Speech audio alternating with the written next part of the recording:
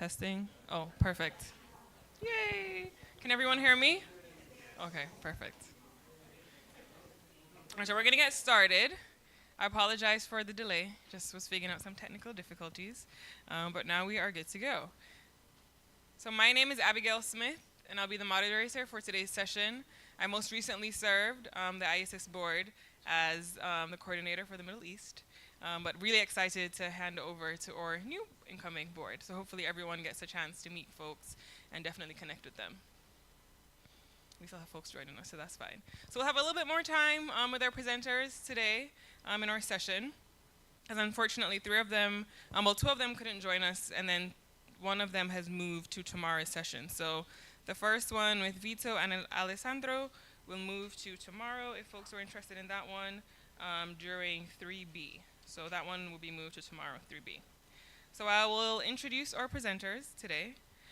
They will come up and they'll present for about 20 minutes, and then 20 minutes each. And then at the end, we'll have time for discussion and questions. Sounds good? Okay. So as you know, today's session is 1D, student engagement. Our first presenter will be Cyril Lithuanius and Juanito, Mr. Juanito, and they will be presenting on the critical analysis on student volunteers' reflections in immersion program, implications for service learning, integration, and student engagement. And then our second presenters will be, and both can come up and get started. Yep. Yeah, come on, yep. And then following will be Melanie from the Philippines, who will be presenting on student affairs and services programs, implementations, and outcomes in accredited higher education institutions in the Philippines National Capital Region. And then our last presentation will be from Vincent Alcantara from the Philippines as well, impact of student organizations, strategic management practices on student leadership, behavior using structural equation modeling. All right, so let's get started.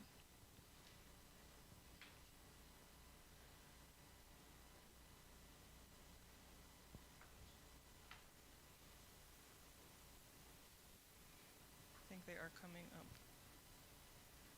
And you can borrow my mic as well.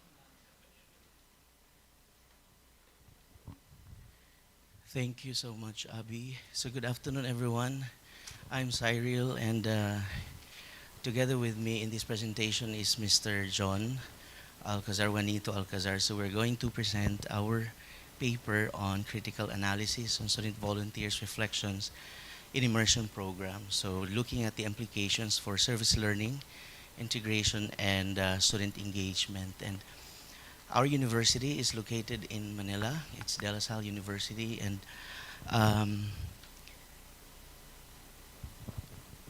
these are we are the researchers, Mr. Alcazar and Ms. Ching, and the goal of our study, actually, we're looking at.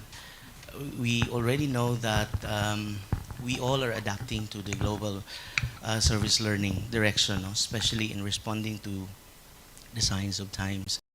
Our university would always explore how to integrate service learning principles into academic programs as part of the institutional identity and culture. So we've been trying to establish service learning in our academic programs in the university. And so in our university, we have at least established programs, service learning practices into the university.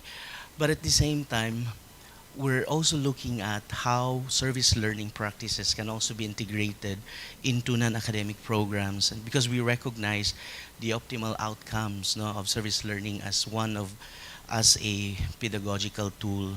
So now our study actually would be a case study on a program, a volunteer programs, which include the voluntary direct services. So in DLSU, in De La Salle University, we have about 100 organizations and at least 20 volunteer organizations, and we're exploring the integration of service learning programs. So to continue with our presentation, Mr. John will continue. Thank you.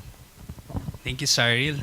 So as mentioned by Cyril, we've been doing service learning in De La Salle University for more than a decade, and based on our practices, we actually do that in terms of curriculum integration.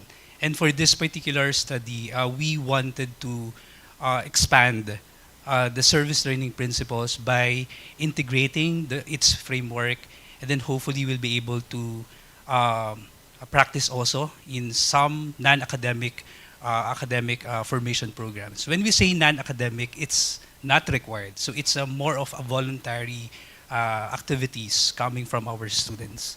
So to provide you more our operational definitions of service learning, so it actually refers to structured learning experiences where students can develop civic values and behaviors that will influence their future conduct as professionals and citizens. Of course, we also want them to, when they graduate, we want them to become more socially responsible individuals and citizens. And hopefully, through this program, will provide more opportunities for our students and volunteers to really appreciate student engagement or civic engagement. And then when we say student engagement, it means a potent experiential learning opportunities for the youth to become socially critical, empowered, and engaged individuals. Of course, when we say student engagement, it may also vary to it may also refer to academic involvement, to leadership activities, and such. But in this study, we focus on their youth participation or student engagement. So we highlight this particular program of De La Salle University. It's called Ejemplo. It's an immersion program, a more than a week immersion activity or community integration, where the students experience a community integration for the entire week. And we also want to envision, we also want to strengthen their culture of volunteerism and make the Lasallian education relevant and responsive to the needs of the society. Uh, that's actually part of our identity and culture as Lasallian formators, that we really want our students to be like that. And then we also want to provide activities that are context sensitive, life affirming, mutually empowering, and capacitating to the target community members. So, as mentioned by Cyril, the purpose of this study is really to integrate service learning principles to non-academic social formation engagement programs and efforts of the Lasallian student leaders and volunteers. So, meaning to say, it's not a course, it's not credit bearing, so it's not required, it's not graded. So they sign up for them to really experience social engagement.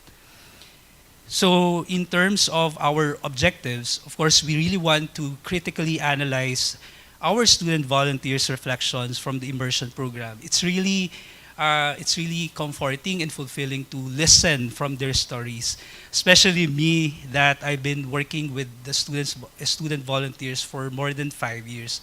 And then I've been listening, I've been hearing some success stories and self-fulfillment in terms of doing uh, volunteerism or social engagement activities. And then going back, of course, we also want to to let them demonstrate their academic knowledge, their core competencies, and technical expertise. So this is more specific to their skills and expertise. And then secondly, we also want to indicate or to provide indicators of the significant application of SL practices beyond academic requirements. And then finally, we also want to articulate the implications of our research findings for integrating service learning framework and practices and student engagement. So our methodology, it was also mentioned by Cyril that we utilize the qualitative approach, meaning to say we've done a case study. And the participants, as I mentioned, I've been with this I call this ministry or social formation for more than 5 years. And then we tried to utilize or to analyze their reflections, especially the student volunteers who participated in Ejemplo from 2018, 2019, and then thank God that we were able to bring back the on-site, the in-person um, immersion activities last year, 2023, and then we just had the Ejemplo or the immersion just this March for 2024 batch. And then for our instruments, of course, we utilized various reflection papers and interviews, or even the highlights of their post-processing or reflection sessions.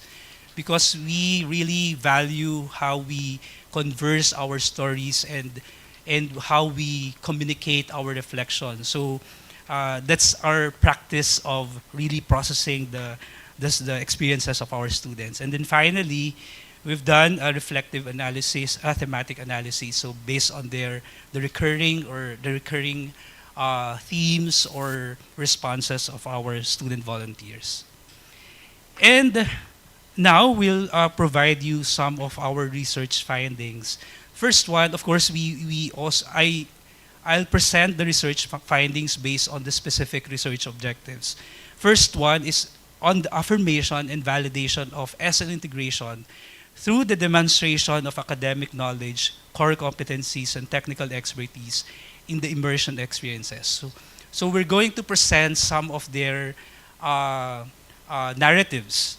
So the first one is a student volunteer from batch 2024.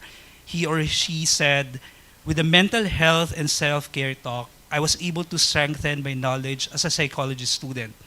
I was also able to have a discussion with the community through group activities. So meaning to say, we did not intentionally integrate a service learning component in our immersion activity, but this student was able to do that because we also allow them to design a specific activities in partnership with our target community members. So we're actually happy getting some information or reflection from this student. And another student volunteer from batch 2024, one such avenue was utilizing my teaching skills to conduct educational workshops and training sessions where I could impart knowledge and empower others with essential information. I believe that this student is an education major student. So it's also nice that he or she has seen this opportunity or this immersion as a way for him or her to practice his or her teaching skills. And then another one from batch 2018. As a participant of Ejemplo 2018, I learned that student volunteers can have more impact on the community members by sharing their knowledge and skills through the capacity building activities. So those were some of the narratives or reflections that we got. Of course, we've gathered at least 20 students from each batch. But since we have limited time to share with you some of their affirmations and validations, so I just highlighted the three Ejemplo volunteers reflection. And then moving forward, this is actually referring to the second objective, which is to identify the potential indicators of the significant application of service learning practices beyond academic requirements. So the first one is, well, through our analysis of the student reflections, we've found the increased consciousness of social realities in the lives of the community members they interact with. Of course, being there for more than a week, so they could also really feel and experience the life of the poorest of the poor. Basically, they were able to interact with the fisherfolk communities and the farmers. And those sectors are generally considered as the most marginalized sectors in the Philippines. And we also found that there was a demonstration of academic knowledge, core competencies, and technical expertise. Even if the program implementers or organizers did not intentionally do that. So the students were able to operate those skills and competencies.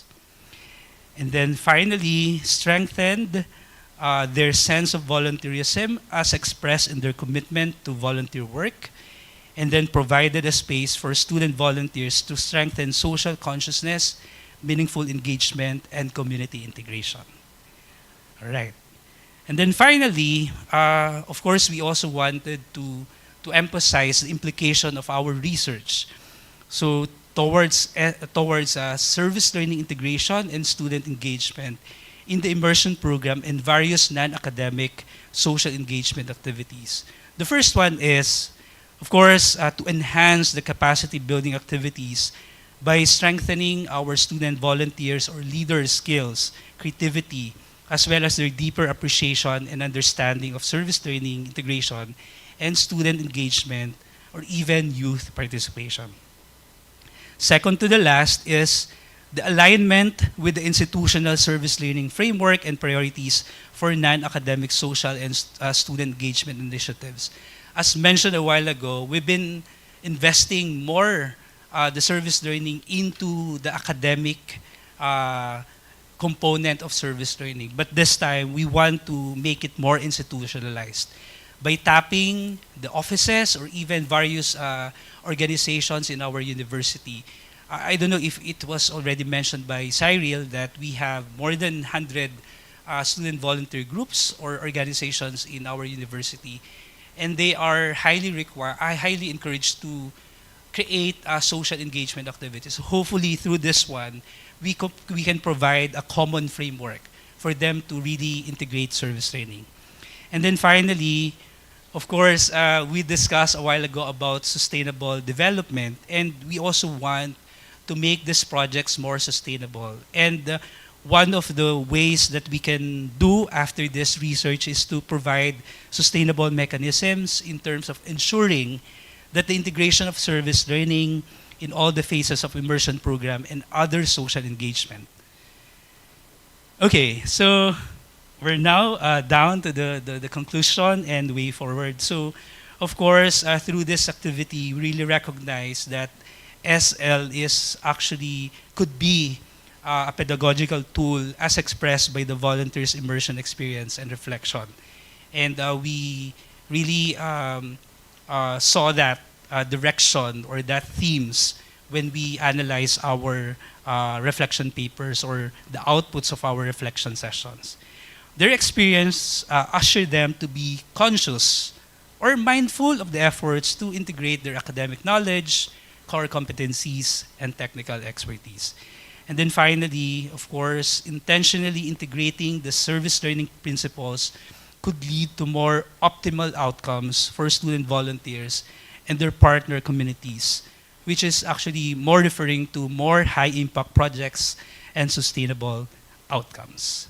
So there, again, we really found this really interesting and very relevant to student affairs practitioners because, of course, we cater various programs for our students, right, for our volunteers. And for the team, we really wanted to focus on the social engagement aspect of their youth development or their student life in our university. And then hopefully we can also share this with different partner universities or with you in the coming days. Thank you so much.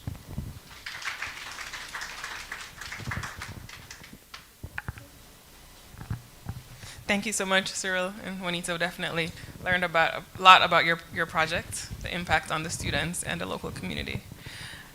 So we will have questions towards the end for all of our three presentations. So next we have Melanie.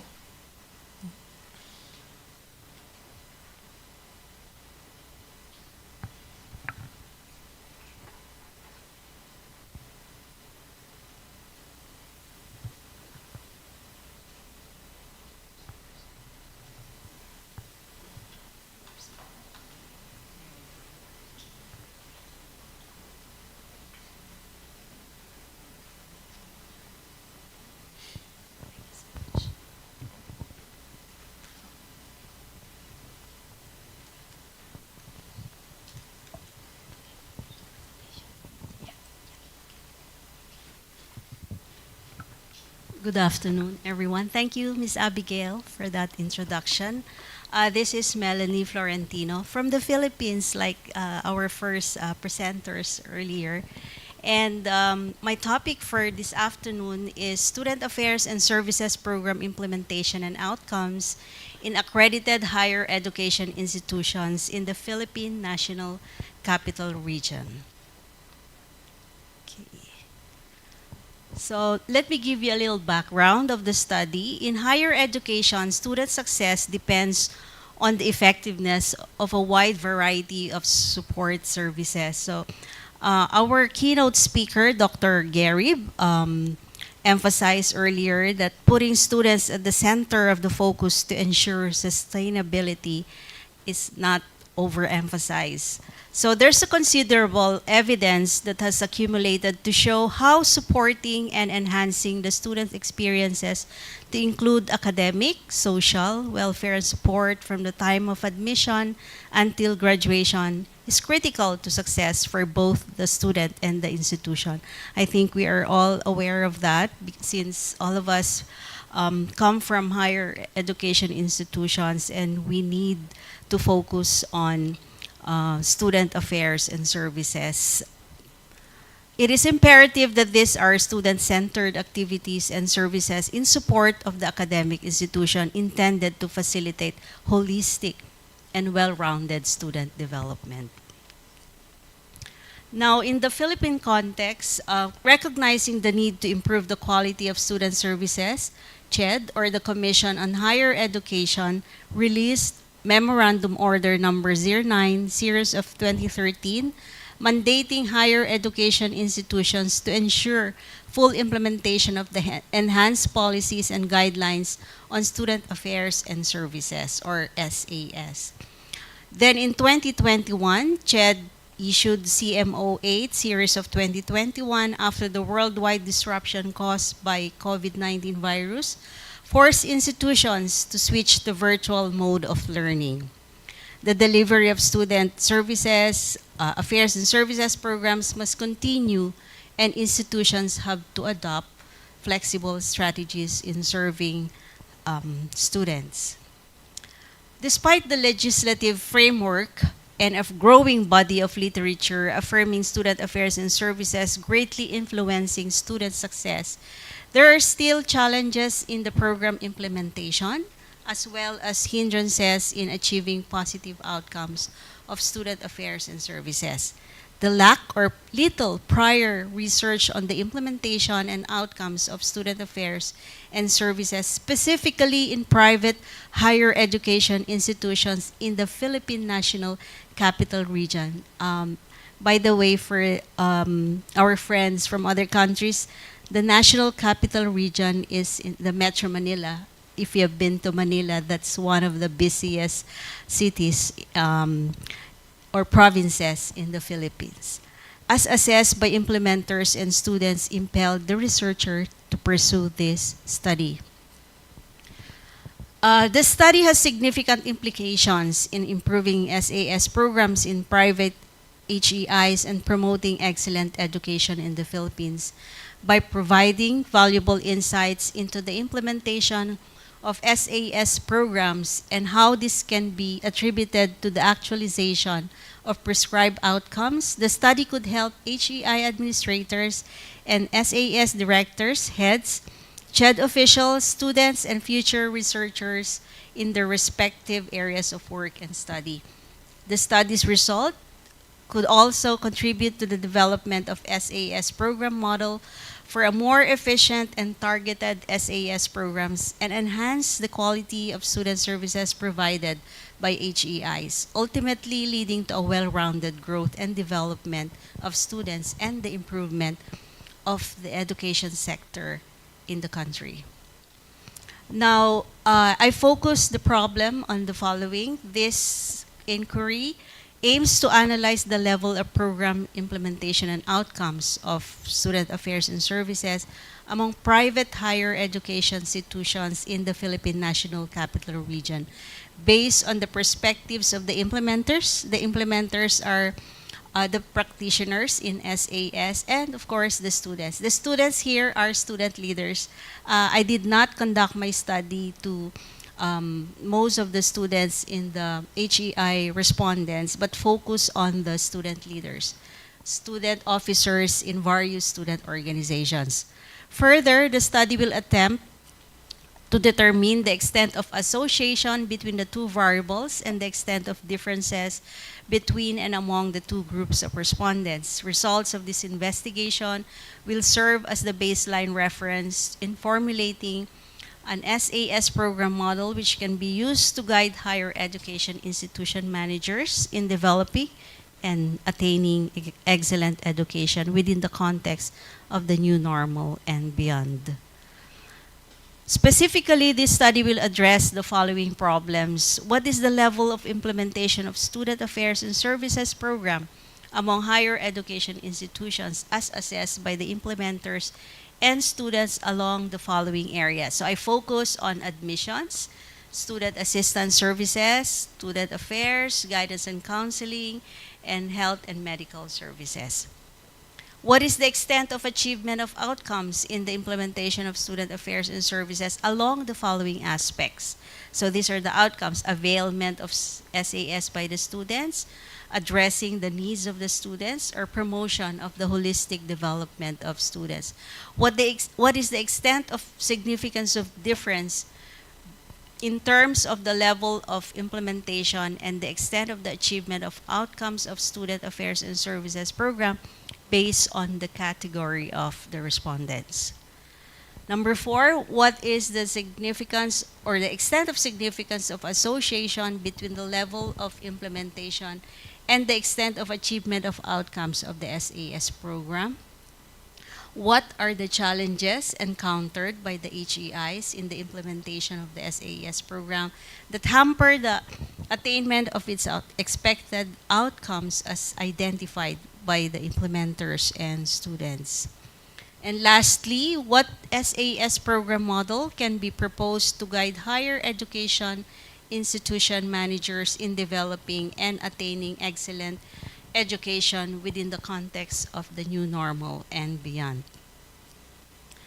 The research methodology, I use a mixed method strategy employing sequential explanatory design. It started with quantitative data collection and analysis, and then followed up with qualitative data collection and analysis. Using explanatory design, the themes derived from the interview and open-ended questions in the instrument supplemented the quantitative data gathered. Locale of the study, there were 10 private higher education institutions with at least level 2 accredited collegiate programs by PACOCOA. PACOCOA is the Philippine Association of Colleges and Universities Commission and Accreditation. These were selected for this investigation. There were 21 implementers or administrators of SAS from the HEIs, and 110 student leaders or officers of student organizations from the same HEIs. The study utilized a researcher-made instrument to collect data from each group, anchoring on the components and guidelines outlined by CHED CMO number 9, series of 2013. The parameters and standards set by PACOCOA on student services also serve as the foundation of the instrument. The instruments were administered using Google Form platform. The Google Form survey link was shared to the implementers in the selected HEIs via electronic mail together with the link for their respective students. It was actually very smooth and easy to conduct survey through Google Forms. So it was an advantage. It was easy to collect their responses. The quantitative data was evaluated using descriptive statistics and inferential statistics. Descriptive statistics such as frequency counts, mean, standard deviation were used to summarize the data obtained from the instrument. Of course, the inferential statistics such as Pearson correlation coefficient, the t-test, and the analysis of variance or ANOVA was used to assess the connection between the variables and evaluate the significance of the hypothesis at the level of 0.05. Thematic analysis, since this is also a qualitative research, was used in order to describe the responses of the students and implementers in the open-ended questions and the survey instrument using explanatory design. The themes derived from the interview further supported the quantitative data gathered. Now, the summary of findings for statement of the problem number 1, the level of implementation of SAS programs among the higher education institutions as assessed by implementers and students along the areas of admissions, etc. Findings demonstrate that implementers find the provision and implementation along the 5 areas very good or moderately extensive and functioning very well. Garnering the highest rank is on the area of guidance and counseling, and the student assistance services is ranked the least. Rank least among all the indicators is on the adequacy of funding. Although the rating is still verbally interpreted as very good, it can be concurred that an opportunity for further improvement can be explored in terms of provision of services. I think this is not only exclusive or distinct in the Philippines, I guess. Okay. The level of awareness of student respondents in the implementation and provision of SAS programs among the 5 areas gained an average mean of 4.0 and interpreted as very much aware. Students express how they are very much aware that these are implemented in their college or university. Admissions top all areas with the highest mean score of 4.15, while health and medical services obtained the lowest mean at 3.93 and interpreted still as very much aware of the services. Overall, both groups of respondents unanimously agreed that there's a very good provision and well-functioning SAS program implementation along the 5 SAS areas. Okay. For SOP number 2, extent of the achievement of outcomes in the implementation of the student affairs and services along the aspects of availment of SAS by the students, addressing the needs of the students, promotion of the holistic development of outcomes. The general findings validated that both groups of respondents perceive a very good extent of achievement of prescribed outcomes as a result of the implementation of SAS programs. As exhibited in the results, sorry, I was not able to attach my figures, my graphs and all. A weighted mean of 2.81 was given by the implementers against 2.95 weighted mean by the students, both interpreted as very good. This highly indicates that both respondents are in mutual agreement on the attainment of the prescribed outcomes in their respective HEIs. Students fully availing of the SAS programs because they believe it would cater to their needs and facilitate their well-rounded personal growth and development is evidential and implied in the findings. Now for SOP 3, significance of difference that exists in terms of the level of implementation of SAS and the extent of the achievement of outcomes based on the category of respondents. As gauged from the results, there is no significant difference on how both groups respondents assess the extent of the implementation of all the 5 service areas under study. It is evident that the provision of SAS in the 10 HEIs is executed and functioning well as confirmed by the respondents.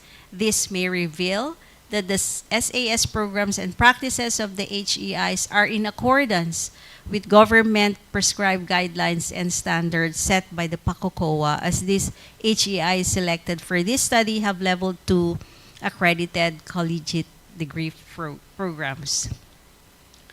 Now, for the extent of achievement of outcomes along availment by the students. So, one of the achievement of outcomes identified is how students avail the services of all the SAS. So there's a significant difference between implementers and students. The null hypothesis was rejected, and this finding implies that the implementers and students substantially differ in their perception on the extent of achievement of outcomes in terms of availment of SAS programs. Students rated this outcome with a higher mean of 2.93 as compared to that of implementers at 2.69, which resulted to the statistical difference. Students believed they fully utilized the programs more than how the implementers perceive them. Addressing the needs also is one of the outcomes. There's no significant difference. The null hypothesis was accepted. It can be implied that both groups of respondents are significantly in concurrence on the critical role of SAS programs in addressing the myriad needs and requirements of students as they struggle through academic rigors. Promotion of the holistic development of students. So here, there's a significant difference between implementers and students. The significant difference that emerged may be elucidated from the result of the second problem of the study, which was mentioned earlier, determining the extent of outcomes achieved in the implementation of SAS programs. The importance of the promotion of holistic development was viewed by the implementers as very important, while students believe these programs are extremely important. In light of the striking difference, the HEIs are encouraged to look into this aspect further if SAS programs and services are directly or indirectly facilitating the well-rounded development of students. SOP number 4, the extent of association between the level of implementation and the extent of achievement of outcomes. Okay. The result conveyed that the level of implementation has a significant relationship with the extent of achievement of outcomes of the SAS programs. Okay. This positive association manifests that given the high level of implementation, there's a corresponding high extent of achievement of outcomes of the SAS programs. Hence, there's a sufficient evidence to reject the null hypothesis. Adhering to the mandates of CHED and keeping up with the standards of set by PACOCOA or accreditation may be deemed as major contributing factors in accessing quality, relevant, efficient, and effective implementation of student affairs and services, and consequently affording fruitful attainment of outcomes. And last SOP, challenges encountered by the HEIs in the implementation of the SAS program that hamper the attainment of its expected outcomes. Okay. The result exhibited that 67% of the implementers reported that they have experienced some kind of problem or difficulty in the course of providing the SAS programs in their schools. So at this day and age, this is still relatively the same. And even the related literature that I was able to gather proved that there are still a lot of challenges in these aspects. Challenges like lack of manpower support, lack of training for the job at hand, lack of support by the administration, insufficient budget, or there are resources needed but are unavailable were identified. This finding is consistent with the result revealed in the first problem addressed in this first study, the level of implementation of SAS programs. Implementers or the administrators in SAS rated the indicator adequate funding with the lowest mean rating in some of the areas. Conversely, when inquired if there was any problem or difficulty in taking advantage or utilizing their SAS programs, 78% out of 110 student respondents said they did not experience any. For example, lack of information, a long waiting time, unavailability of services, and so on. Students, in contrast to the implementers who express issues and concerns, experience no difficulties in taking advantage of the services offered by the HEIs. This may indicate that there's an emphasis placed on student-centered solutions catering to their needs. Students are very much aware. They have fully availed the SAS programs, and they find these programs effective in addressing their needs. Now, for the thematic analysis on the challenges encountered and outcomes achieved, based on the interview responses of the implementers and students on challenges encountered and outcomes achieved, 5 themes emerge, namely, enhance SAS awareness, campaign strategy, enrich capacity building training and seminars for personal and professional development, resolve administrative barriers, promote student-centered approach, and fortify resiliency and skills. SOP number 6. Okay. Based on the quantitative and qualitative findings of the study, Student Affairs and Services Program Post-Pandemic Model is proposed to guide higher education institution managers in developing and attaining excellent education within the context of the new normal and beyond. Moving forward, amidst the post-pandemic transition as the education sector adjusts to the new normal encompassing ongoing changes being made to address the effects, it is critical for all facets of higher education, student affairs and services included, to meet these challenges. Suiting up to the present-day educational landscapes remains to be a massive challenge to be dealt with. So here's the program model that I have proposed as a result of the study. I hope you can see the fine prints over there, but let me describe it shortly. In the center of the model are the 5 themes that emerge from this study, namely the SAS brand awareness, capacity building. By the way, for the brand awareness, I think it appeared in one of the results that there seems to be lack of information or lack of campaign on the part of the implementers on the students. So I think we have to advertise, we have to emphasize all the services that we offer in SAS. Most students are not aware. They don't even know where the guidance office is, where the student affairs office is. Only the student leaders are maybe aware because they're very active in participating in all the activities initiated by the office.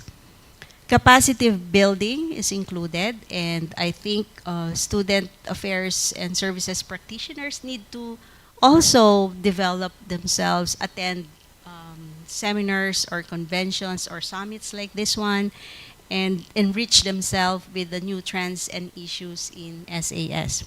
Resources and infrastructure support, of course, that includes all the materials, the budget and all that, and focus on the student-centered approach and life skills. These focus areas which can guide the development of SAS programs for better student experience. The exterior of the model outlines learning and development outcomes that may create an impact on student success and consequently institutional success. As you can see there, these outcomes include academic achievement, career and professional competence, collaborative leadership, life skills, interpersonal intelligence, collaborative leadership, health and wellness, and civic and social responsibility. Okay. So in conclusion, I hope you're still awake. I'm in conclusion now.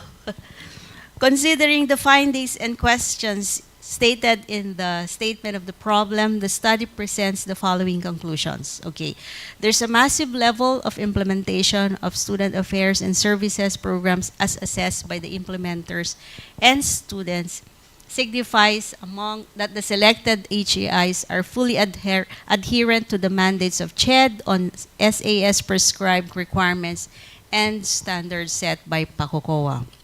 When provision of SAS programs are functioning very well and successfully carried out, fulfillment of positive outcomes is ensured.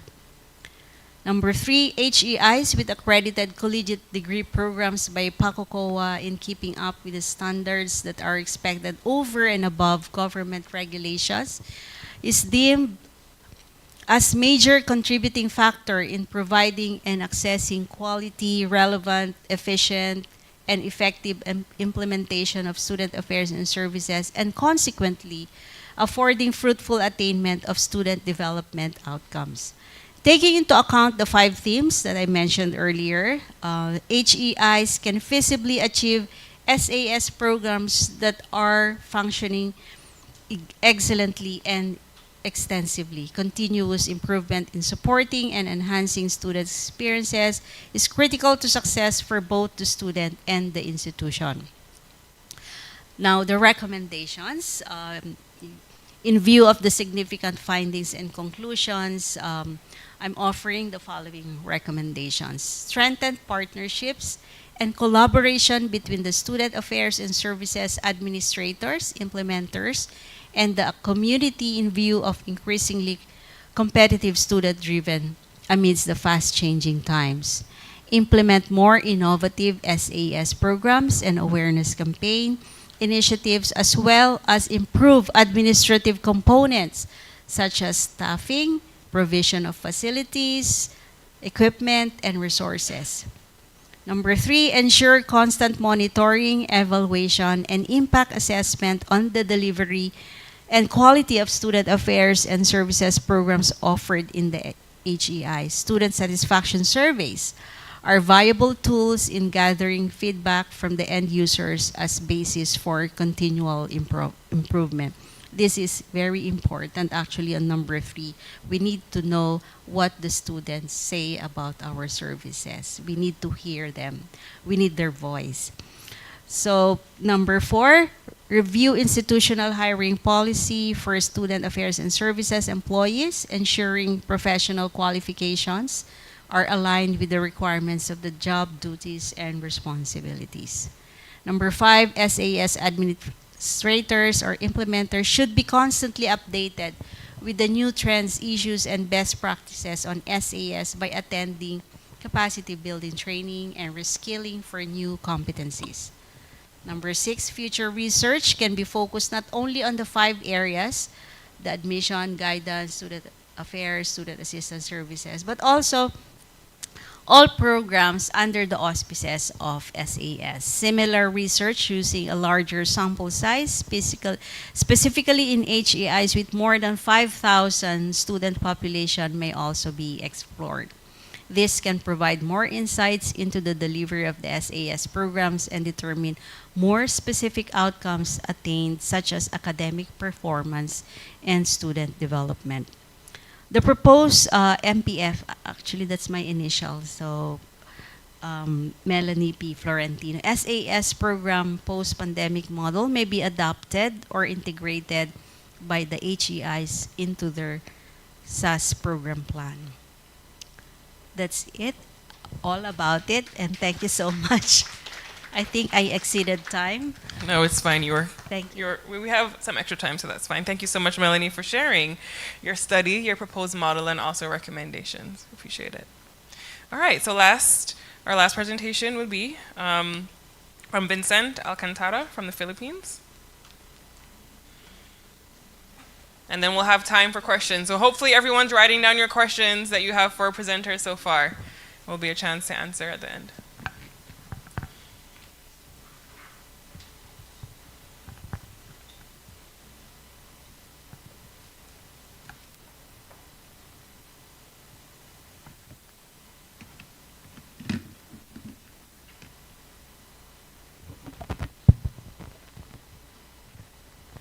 The father of management thinking, Peter Drucker, once said, plans are only good intentions unless they immediately degenerate into hard work. While planning is important, strategic management allows the organizations to go above and beyond. Good afternoon, ladies and gentlemen. My name is Vincent M. Alcantara. I'm the head of the Student Affairs and External Programs Office of University of Batangas, Batangas Campus, Philippines. And for today, allow me to present the research study that we conducted in our university, of course, with my fellow researchers, titled Impact of Student Organization Strategic Management Practices on Student Leadership Behavior Using Structural Equation Modeling. And these are my fellow researchers. We have Mrs. Jo Angelique Adame, Mrs. Jeneline Evangelista, Mrs. Jerica Marie Balmes, and Ms. Jeneline Asilo. For many decades, scholars have been interested in researching topics about strategic management and leadership. There are a lot of researches about strama in the perspective of private organizations, different firms, and public organizations. However, there's a research gap on the study about strategic management in the lens of student organizations. That's why we are curious in investigating the topic if our student organizations also employ strategic management, and if they do, does it affect their student leadership behavior? With that, the researchers come up with the following objectives. We want to determine the profile of our student leaders in terms of sex, age, year level, course, department, and years of experience as a college student leader. We want, of course, to assess the student organization strategic management practices in terms of 4 strategic elements. And these include the strategic analysis, strategic choice, strategic implementation, and strategic evaluation. We want to describe the student leadership behavior in terms of being task-oriented, relation-oriented, change-oriented, and of course, the last behavior, which is external leadership. We want to know and determine if there's a difference in the student leadership behavior when grouped according to profile variables, and determine the relationship between the student organization's strategic management practices and the student leadership behavior. This research is anchored to 3 theories. So first one, we have the STRAMA theory, the strategic management theory, cited in the book of Thompson in crafting and executing strategy.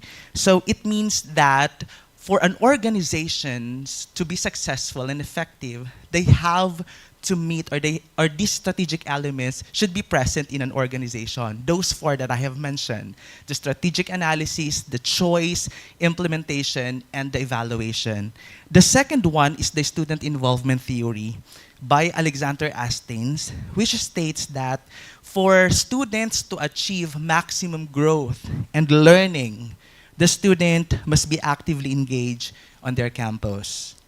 And the third one is based on the taxonomy of leadership behaviors by Dr. Gary Uckel, which he categorized the leadership behaviors into 4, being task-oriented, relations-oriented, change-oriented, and external leadership.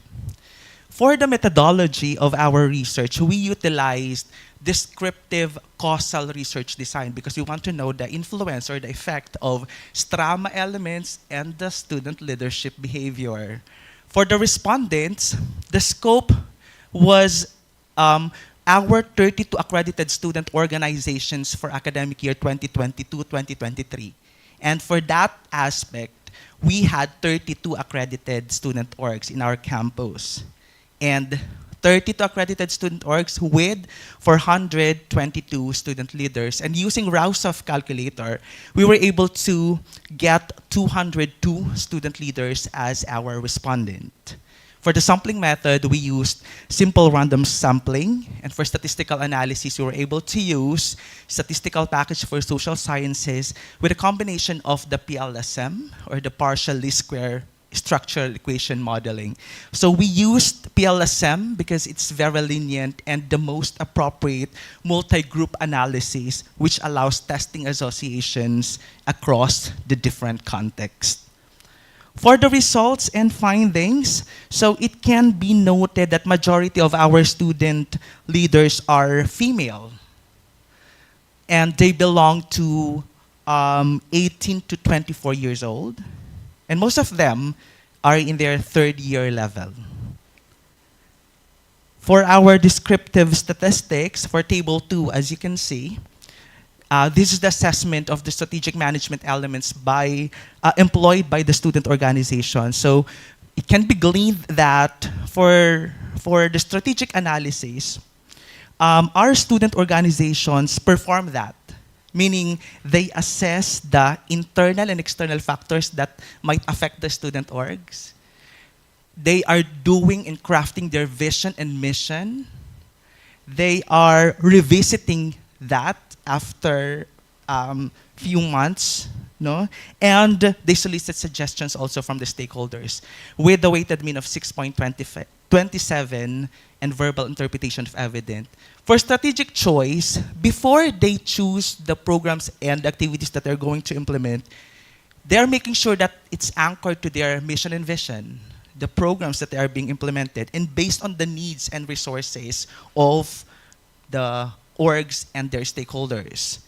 For strategic implementation, there is a chain of command and mechanism for the organization members to attend the programs and activities of their student organizations, and they closely monitor the timelines and resources with a weighted mean of 6.34.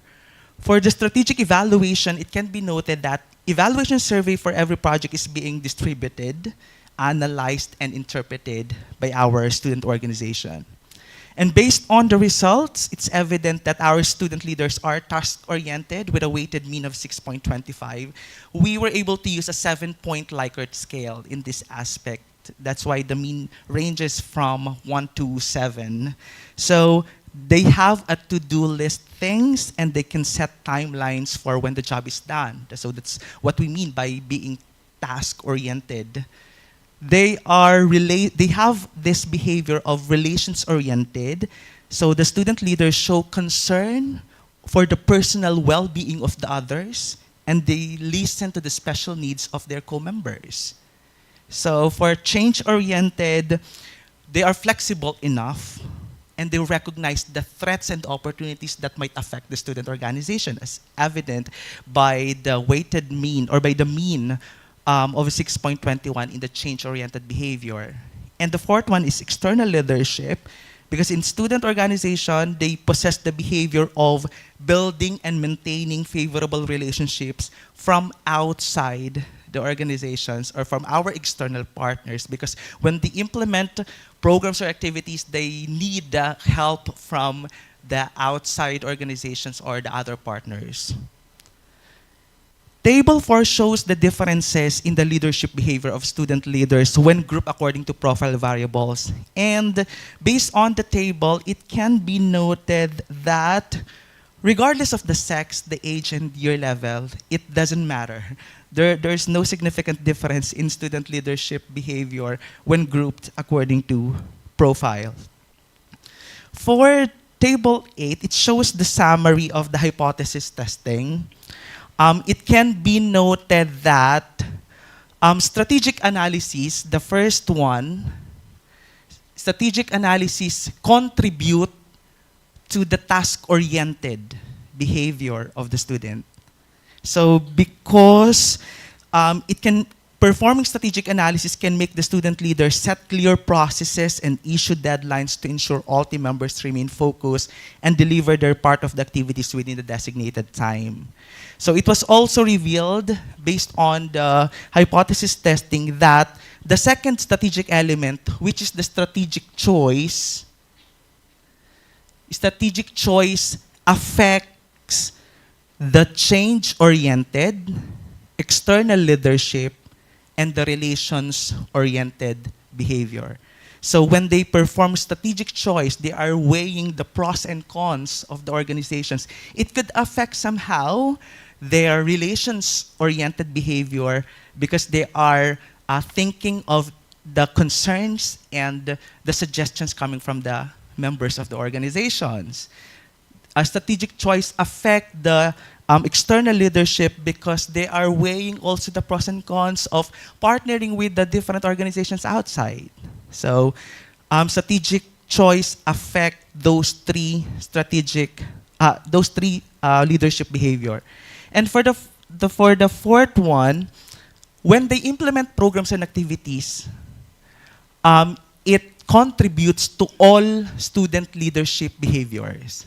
So when they execute the programs, the activities, it affects the task-oriented, change-oriented, external leadership, and the relations-oriented behavior. And it can be noted also that strategic evaluation element, it does not affect or contribute the 4 student leadership behavior.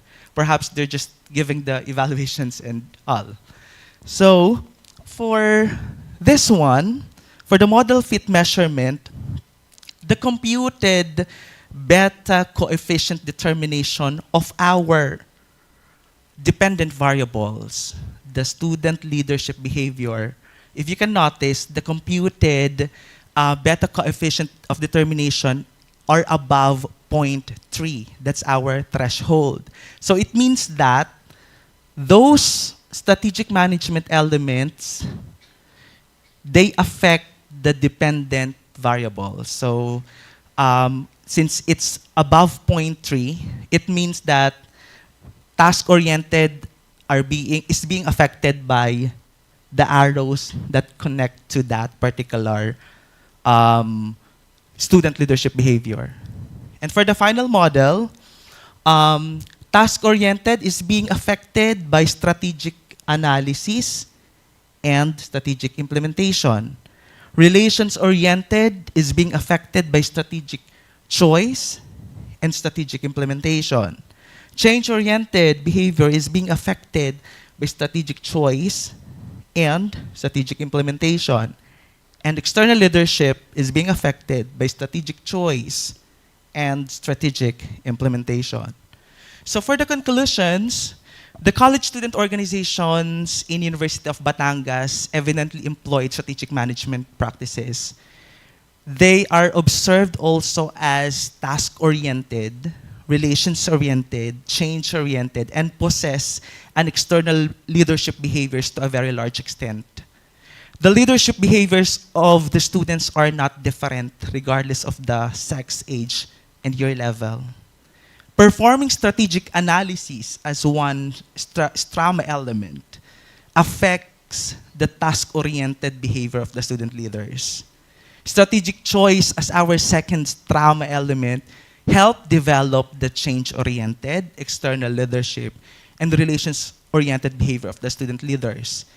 And student leadership behaviors are directly affected by the strategy implementation. So for the recommendations, the Student Affairs Office may spearhead some of the workshops and trainings related to strategic management. Let's say we can teach them on how to really write a vision and mission statement. It's not just about there's a statement there, but they have to have a need assessment or an input before they come up with the mission vision. For example, an internal and external model analysis for them to come up with the mission, with the vision, and so on and so forth. And of course, teach them on how to craft the SWOT analysis, how to do the SWOT analysis, not just about the enumeration of their strengths, weaknesses, opportunities, and threats. So there should be a basis for that. No, because that's part of the strategic analysis. And based on the findings, it could affect the task-oriented behavior of the students. And based on our keynote speaker a while ago, leadership is the number one topic that she discussed a while ago. So evaluation of internal and external environment analysis, we may teach them on how to put success parameters for the action plans that they're going to submit, because that's really part of strategic choice and strategic analysis aspect of strategic management. Of course, planning and target setting, that's part of the action plan per se. The technical working, technical writing workshop, risk management and contingency measures. And of course, they may integrate that into their leadership camp and team building, because sometimes strategic management aspects are being ignored. They just have to come up with their activities without any basis. So we may teach them to do that. So student organizations, student leaders may dutifully execute projects that have noteworthy impact to the university and community and expose themselves to different engagements within and outside the university. We as school administrators may empower student-led organizations to be part of the process of developing new plans for the university and support them for the undertakings that have a positive impact on student life. And future researchers may further explore and include other factors that may affect the student leadership behavior. Gaps and limitations of this study may be addressed by future research. And these are the references that we use. That's all for my part. So thank you very much for listening.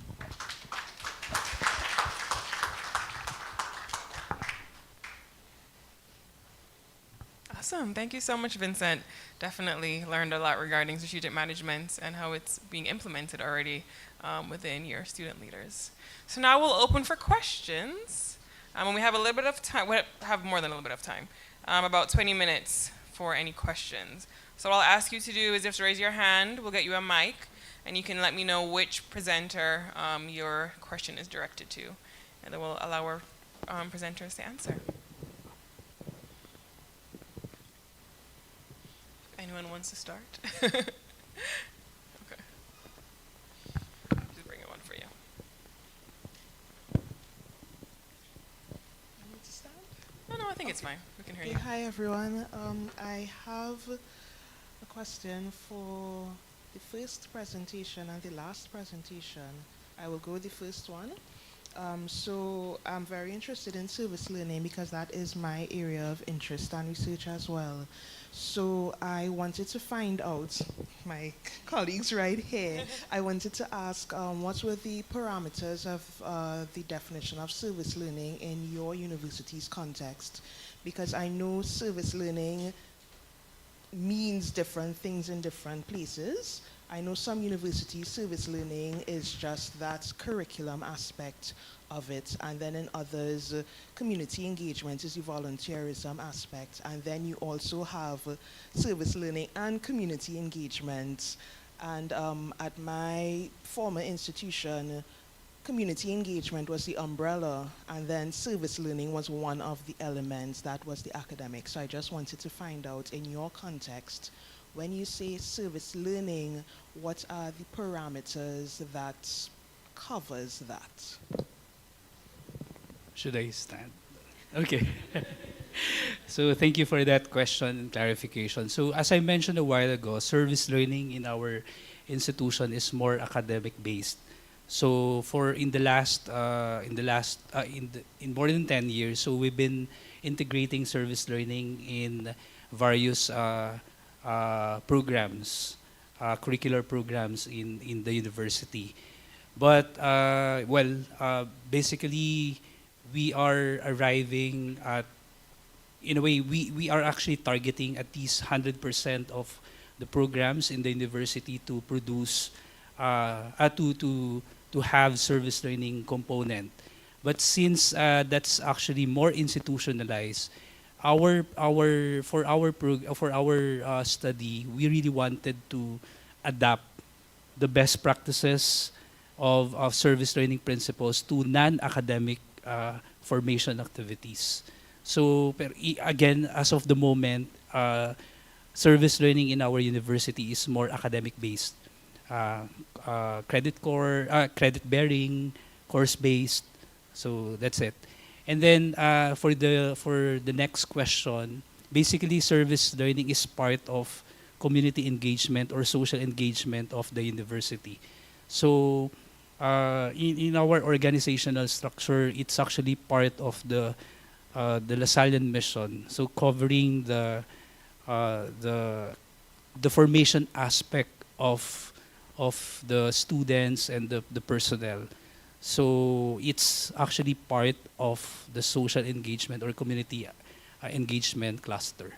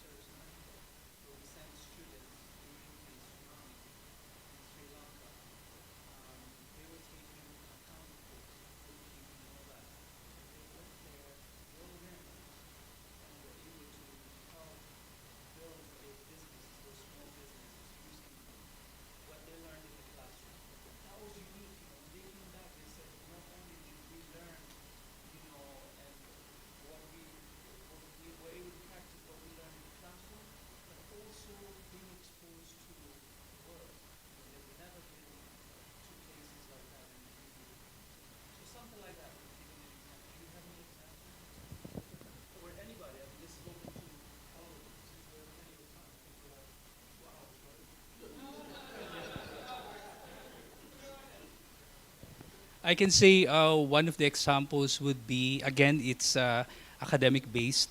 So it's more of a service training component of an engineering class. So they actually send to a particular partner organization where they will assess the building structure or the structure of the building, if it is safe, if it is actually compliant to the government standards. So that's actually one of the examples. So another example would be, for example, the students under chemistry programs or courses. So they help some of our partner organizations in terms of developing products in relation to chemical, what do you call this? In relation to the principles behind that subject. But as I mentioned, we've been doing academic-based service training and really wanted to have more sustainable activities because most of the time, once they're done with their academic course, that's already done. So we want to have an opportunities for that project to be continued or to be more sustainable by integrating the non-academic service, non-academic formation activities. So for example, if they're done with their engineering integration or engineering concept integration, and they've been given certain grades already, so hopefully those students after their class they could still continue doing services or continuing service learning for that particular project. So probably some of here present could also do. I think one of my, he's not here anymore, because one of our companions who is actually focused on social enterprise. So they also integrate social entrepreneurship in one of the subjects in the College of Business. Yeah, so there. But some may actually also share.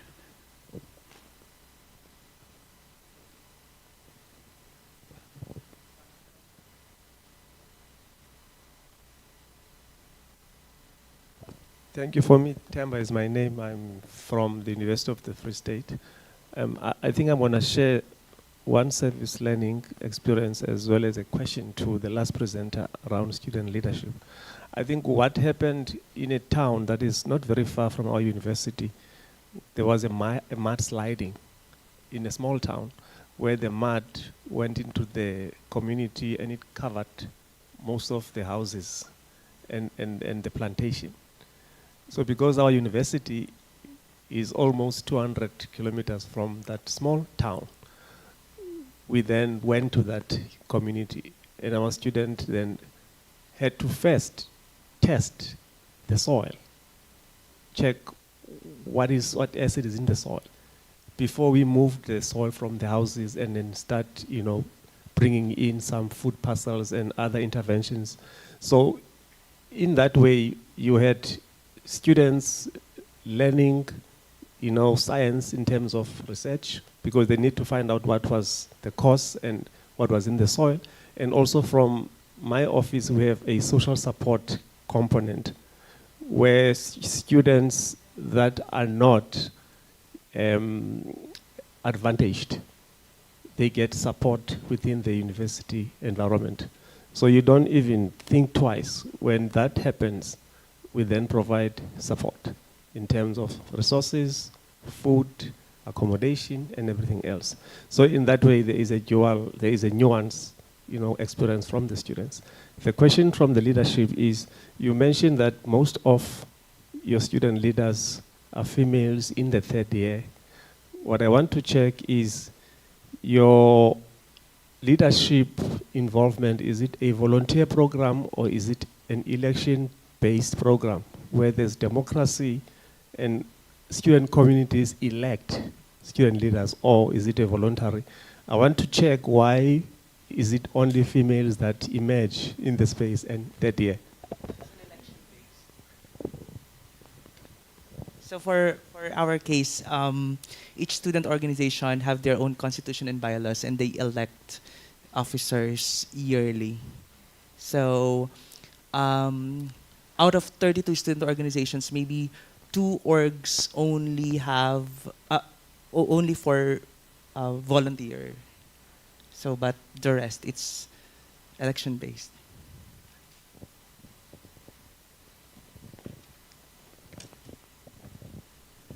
Thank you. I also have a question based on that. I wanted to find out what is the, I guess the percentage in terms of male and female students at the overall university. Like, does that affect why there are more female student leaders versus the male, or is it that female students just want to lead whether they are in minority or not? Maybe because in our university, the population is dominated by female. Yeah, that could be a factor. And I think, especially in other courses, because we have the accountancy, business ad, so they are more dominated by females. Thank you. Great question so far. Anyone else? Yep, go ahead. Good afternoon, everybody. I have a question or an inquiry from Ma'am Melanie Florentino. Of course, you use the Pacocoa, maybe the instrument that you use for that. I have noticed that there's common or congruence in the responses of both the implementers and the student leaders, only because they are already student leaders. Have you not thought of, or do you have plans of doing the same by involving the non-student leaders so that the result can balance, so that they will give a more balanced information? Because I have also observed the same manner in my university, that when I do evaluation of the performance of the implementation of the programs of student affairs, at first, previously, we used only the student leaders.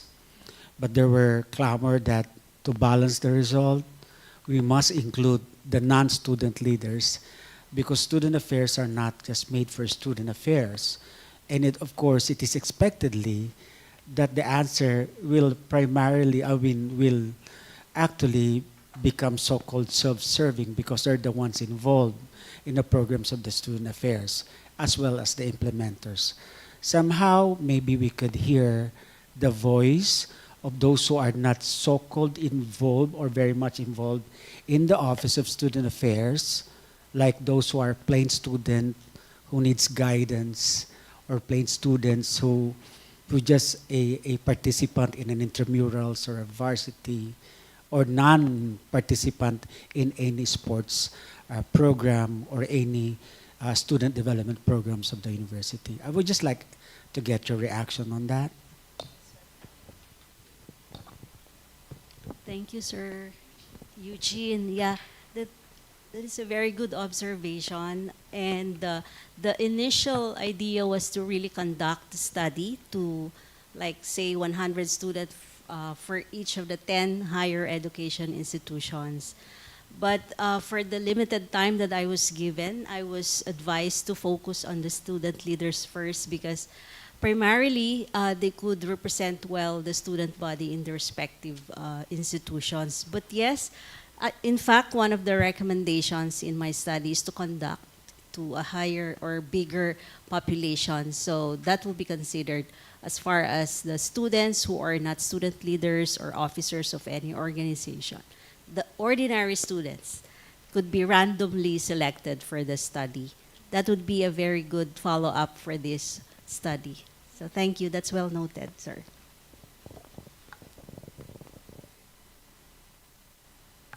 Thank you. Any other questions? Okay, in the back there.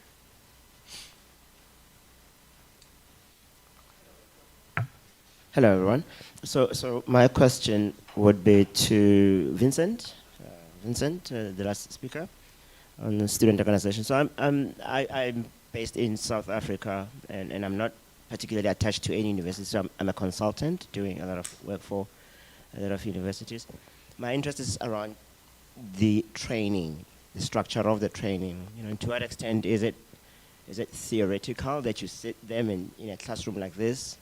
And to what extent do you place an emphasis on the practical? So if you say to people, I'm going to teach you how to draft a vision and mission for your organization, is that the end of the road for you? Then you hope that they get out there and do it for themselves, and you know, what is the quality of what they produce?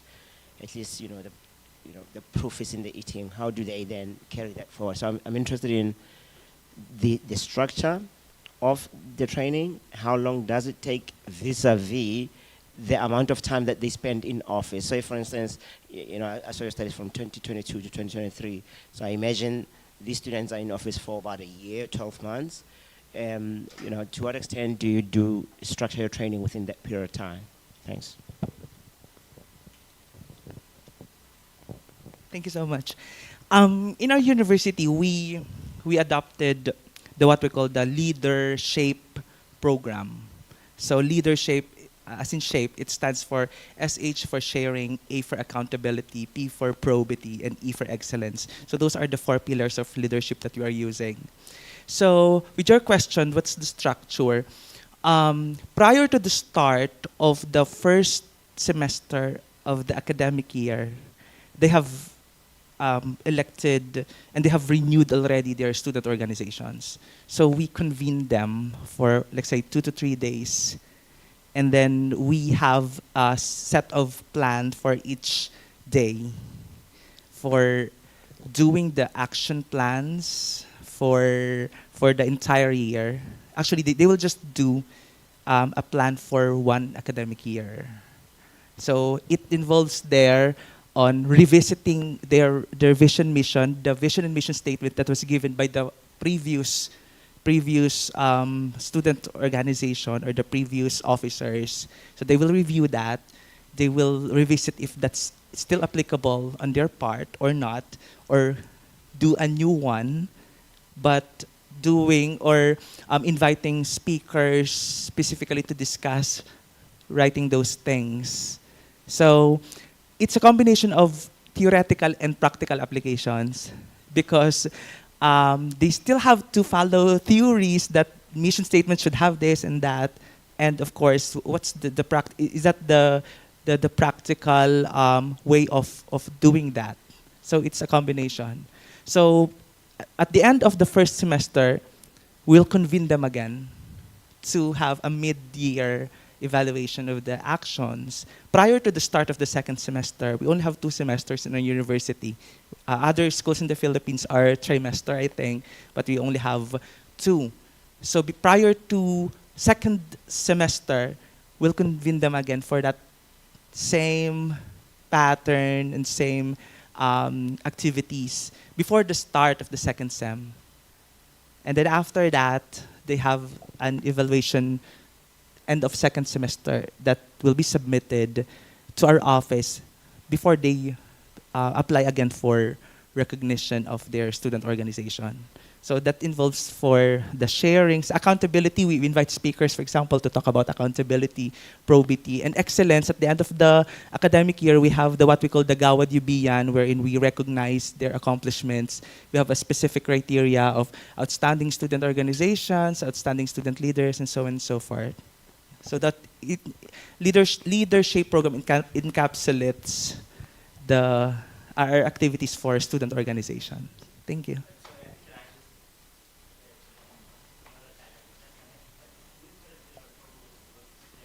Can we, sorry, just use the mic because I know we have some virtual attendees. So I want them to be able to, it's okay. Okay, sorry about that. So we've got a problem with student apathy, right? So at the beginning of the semester of the year, you've got high numbers of students who are taking part in these organizations, even their leaders. But soon enough, the academic workload gets a bit to them, and they start they drift away. And we've seen that there's a lot of apathy. And I'm interested, how do other universities or regions deal with things like, how do you keep students for that period of time interested, keep coming back for more, and literally being active in organizations? Action plans that are not met, and there are activities that have a low turnout in terms of student involvement. That's something that we have to work out with the academic division, because there's still a policy on examination, 2-week policy before examination, and something like that. So there are still activities that are not being done that they indicated in their plans. Thank you. Very engaging questions. Anyone else? And I want to encourage our virtual members, if you have any questions as well, our virtual attendees, any questions, please ask in the chat and we'll make sure we ask our presenters. Any other questions?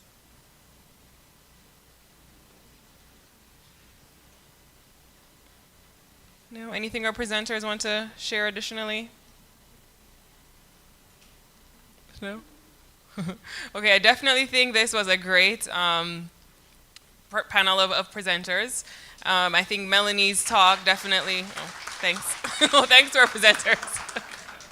But Melanie's study definitely gave us an insight across higher ed institutions within the Philippines, and then having the presentations of seeing what's happening directly on your campuses speaks to some of the work that is done and some recommendations that you guys both made. So thank you for that. One last thing before we go, we do have an evaluation that would feed into our awards at the end. So I'm just going to ask if you guys can put the QR code up on the screen for me, please. And if everyone can just take your phone out, you'll take a picture of the QR code, and it should take you to a Google form. And you'll put your evaluation there. It's on the... Oh, wait, 1 second. Sorry, guys. It's on the... I just need them to pull it up for me.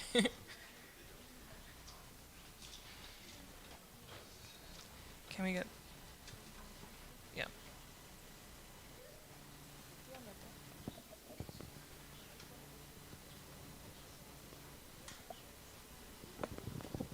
Okay. Just 1 second. We still have time, so... 워드로 띄웠거든요. PPT에 해야 돼요? PPT로 옮길까요?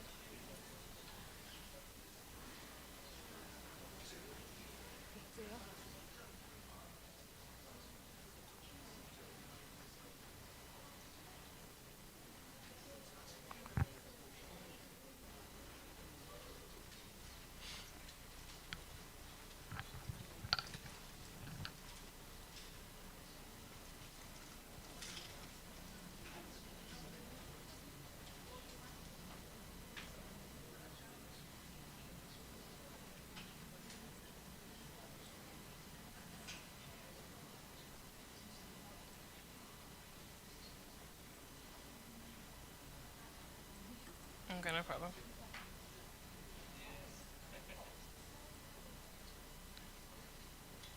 Oh, you have to put it. Okay. Yeah, that's fine.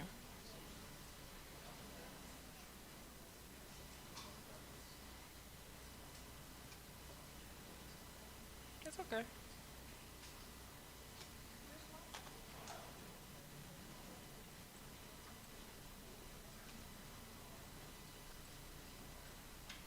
Oh, perfect. All right, there it is. Thank you so much, technical team, for supporting with that.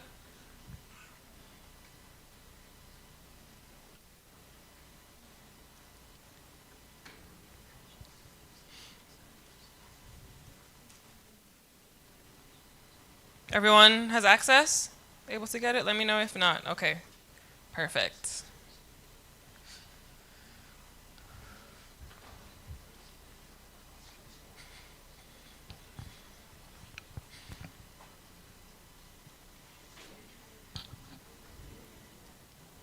If you need any assistance, let me know.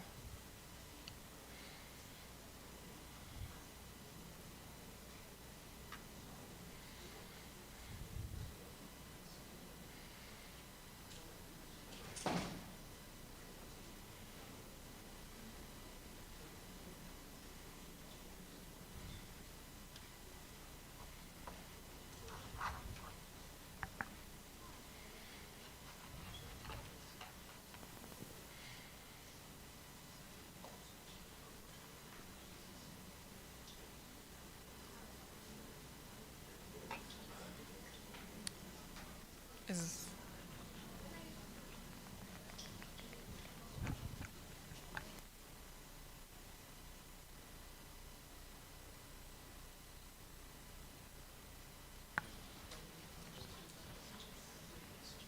All right. Thank you, everyone. So thank you again, Cyril, Vincent, Juanito, and Melanie for your presentations. I encourage folks to definitely network with them, follow up, and ask any questions. So our next period of time, we have some networking and rest, but please don't sleep because we do have, sessions in the afternoon, so don't oversleep if you intend to take a cat nap.